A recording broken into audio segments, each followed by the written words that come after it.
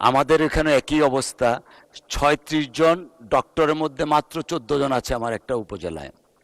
Ambulance আছে, driver নেই। এরকম নাই নাই নাই শুনতে শুনতে আমরা খুবই ক্লান্ত। কলাপাড়া এবং রাঙ্গাবালী উপজেলায় আমাদের যে ইউনিয়ন স্বাস্থ্য কেন্দ্রগুলি আছে, বিগত ১৭ বছর এখানে কোনো উন্নয়নমূলক কাজ হয় নাই, যার কারণে ভবনগুলি অনেকটা জরাজীর্ণ, ব্যবহার হচ্ছে না। তাছাড়া কোনো স্বাস্থ্যকর্মী নাই, যার জন্য জনগণ স্বাস্থ্যসেবা থেকে বঞ্চিত হচ্ছে। এবং উপজেলা পর্যায়ের যে আমাদের স্বাস্থ্যকেন্দ্র আছে সেখানেও পর্যাপ্ত জনবল নাই। কুয়াকাটাতে মাননীয় সাবেক প্রধানমন্ত্রী বেগম খালেদা জিয়া ২০ শয্যার একটা বিশেষ হাসপাতাল দেওয়া হয়েছিল, সেখানেও এখন পর্যন্ত কোনো ডাক্তার নিয়োগ দেওয়া হয় নাই, যার কারণে স্বাস্থ্যকেন্দ্রটি চালু করা যাচ্ছে না। এবং এর পূর্বে আমি আরেকটি বক্তব্য বলেছিলাম যে আমার আরেকটি উপজেলা রাঙ্গাবালী বাংলাদেশে একমাত্র উপজেলা যেখানে কোনো স্বাস্থ্যকেন্দ্র নাই।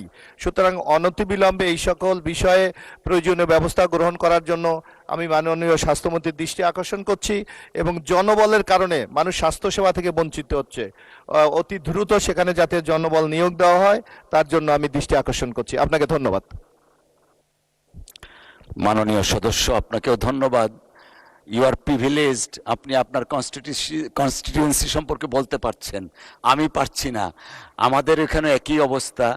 ৩৬ জন ডক্টরের মধ্যে মাত্র ১৪ জন আছে আমার একটা উপজেলায়। অ্যাম্বুলেন্স আছে, ড্রাইভার নেই। এরকম নাই নাই নাই শুনতে শুনতে আমরা খুবই ক্লান্ত।